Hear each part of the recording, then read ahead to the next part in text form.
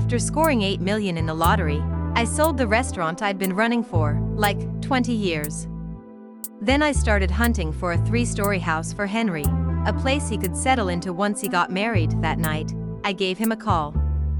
"Henry, I closed up the restaurant today.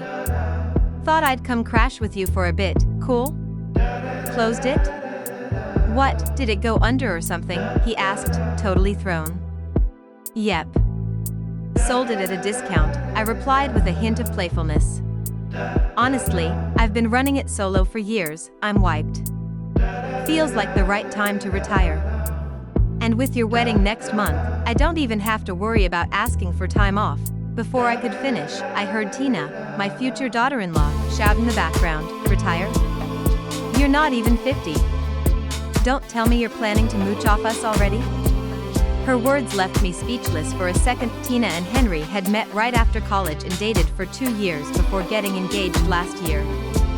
We'd met a few times, and she'd always been super polite, sending gifts and holiday greetings. But now, her tone was sharp, almost hostile. Then again, I got it. She was probably just stressing about the future, worried about extra responsibilities after marriage. Was about to explain, dropping the playful tone, but before I could get a word in, Tina's voice cut through the line, shrill and icy. "I don't care. No way am I supporting your mother. If she even tries to come here, this wedding is off. I'll move out right now." Her words left a bitter taste in my mouth. Frustration, I could understand, but this felt extreme. Henry sounded annoyed too. "What's wrong with you? My mom's treated you like family these past 2 years, and we should take care of her, together." "Well, go ahead, you take care of her. I'm not doing it." Their argument just kept escalating, and I could even hear stuff slamming around on his end. After a few minutes, Henry's voice came back, low and careful. "Mom, don't worry. Tina's, she's just got a bit of a temper. But I know she cares about you deep down. I'll talk to her once she cools off, then we'll bring you over. You've worked hard your whole life, it's time you relax. I'll take care of you now." His words were so warm and genuine, they actually made my eyes sting. Just knowing he felt this way was enough. After we hung up, I figured I'd wait until they sorted things out, then tell Henry about the lottery. I'd even give him a couple $100,000 to help him finally start his own business. With this money, he wouldn't have to worry about cash anymore, and if anything went sideways, I'd be here to back him up. I thought I had everything under control. But Henry's next call brought nothing but disaster. On the other end, Tina's voice was shaking with tears. "Henry's been in a serious car accident. He needs $50,000 for surgery. Please, help us find a way to get the money." "What? How did this happen?" My heart dropped as I transferred the money immediately. The restaurant payment had just cleared. It was exactly $50,000. Tina didn't say another word. She just hung up as soon as the money went through. I tried to book a ticket to go see Henry, but a storm hit, canceling all flights and trains. I had no choice but to stay home, calling Henry and Tina over and over, but after that day, neither of them ever picked up. A week later, both their numbers were disconnected. A week later, the storm finally let up enough for flights to resume. I booked the first one out and headed straight to Henry's apartment, knocked for what felt like forever, but no one answered. Finally, a neighbor walked by and stopped. "Are you sure you've got the right place? The people here moved out last week." My stomach dropped. "Are you positive?" She must have noticed the disbelief on my face because she led me to her door and pointed. "Yep. Left in a hurry. They even gave me some furniture they couldn't take." I glanced over, and there it was, unmistakably Henry's stuff, piled up by her door. What could have happened that made him leave so suddenly? Was he in debt? Or caught up in something he couldn't escape? But even if there was trouble, why would he keep it all from me? Anxious and desperate, I thought about going to the police but worried it might just make things worse for Henry. So, I hired a private investigator instead, hoping they could track him down. They arranged to meet at a hotel, and when I mentioned to the agency that I was searching for someone, they brought extra staff to help. As I headed downstairs to meet them, I noticed a huge commotion in the lobby, a wedding, by the looks of it. From across the room, I caught sight of the bride and groom, and my heart just about stopped. It was Henry and Tina. Froze, barely able to process it. But any lingering doubt disappeared when I saw Henry lift his glass to a middle-aged woman, saying, "Mom, here's to you." That woman. I'd recognize her anywhere, Mona Lott. My late husband Sebastian's high school friend and relentless shadow. When we were together, she tried every trick in the book to break us up, pulling him into constant drama and misunderstandings.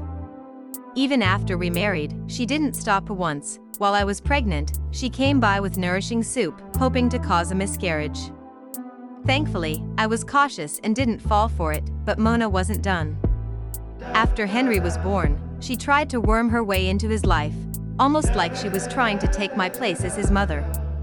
When Henry turned 5, we'd finally had enough. Our family moved to another city to get away from her for good. 2 months later, Sebastian was in a horrible car accident. Mona was involved too. The difference was, she walked away with minor injuries, while Sebastian was gravely hurt and died in the hospital before anyone could save him. She had no reason to be in the same city as us, yet there she was, right at the accident scene with my husband. I'd always suspected Mona had something to do with Sebastian's death, but I had no proof. And with Henry still so young, I couldn't chase answers. All I could do was bury that bitterness deep inside, and now, here was my missing son, cozying up to the woman I despised most, calling her mom. The cruelty of it hit me like a punch. I couldn't tell if I was more furious or heartbroken, but before I could even react, I looked closer and saw the man sitting beside Mona. It was Sebastian. The husband I'd buried over 10 years. My face went pale, and I staggered back, barely able to process what I was seeing. Mona spotted me almost instantly. Her face froze for a second, then shifted into a smug, triumphant smile as she leaned over and whispered something to Henry. In seconds, Henry turned, his eyes full of hostility. He stood up and marched right over to me. "I've already moved on. Can you stop clinging to me like a leech? Are you seriously trying to drag me down until there's nothing left?" Henry's hysterical expression was a far cry from the warm voice that had once promised, "I'll take care of you in your old age." At this point, it was painfully obvious he'd lied about the car accident, lied about everything. I wasn't family to him. I was dead weight he couldn't dump fast enough. "If you've got even a shred of decency left, leave," he yelled, pointing dramatically at the hotel doors like he was casting me out of paradise. His face was practically curdling with disgust. Right on cue, Mona swooped in, all graceful, like she was rehearsing for a soap opera.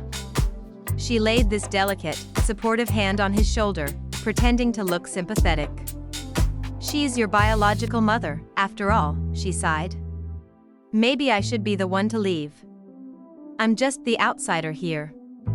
"Don't say that." Henry interrupted, way too fast. "You're the one who's been a real mother to me. This woman? She's the one who forced her way between you and my father. She's the real homewrecker." Then he turned to me, his voice like ice. "If you know what's good for you, you'll walk out on your own. Otherwise, I'll get security to handle it." I took a deep breath, feeling like I'd just been hit with a bucket of ice water.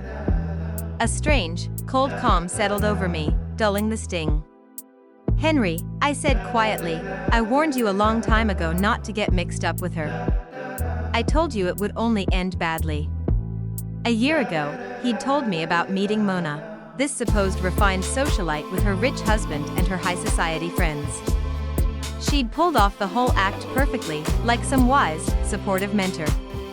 But I knew better. Mona didn't have an ounce of genuine kindness in her, warned him again and again to stay away from her.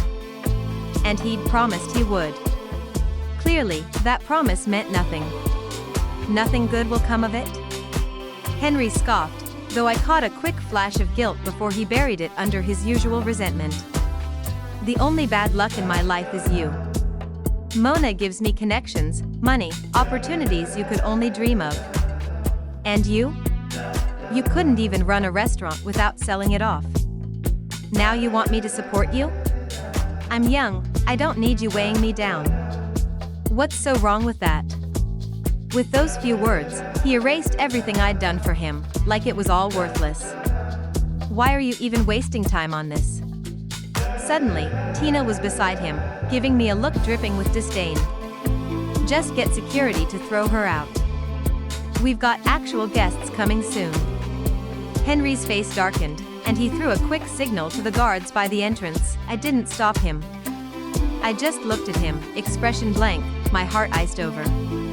Let me ask you one last time, I said, my voice low but steady. Are you sure you want to choose her as your mother? I pointed right at Mona. Because if you do, we're done. Don't expect me to forgive you, even if you come crawling back someday, begging, I added. Henry barked out a bitter laugh, like I'd just cracked the best joke he'd ever heard. Beg? The only thing I'm begging for is that you stay out of my life for good. Right then, the security guards showed up, and Henry quickly told them to escort me out. Then, like I was already some stranger, he took Mona's arm and headed back to the banquet, stepped out of the guard's reach and raised my voice to make sure he, and everyone else, heard me loud and clear. I booked this entire hotel for the day. So if anyone's leaving, it's you all.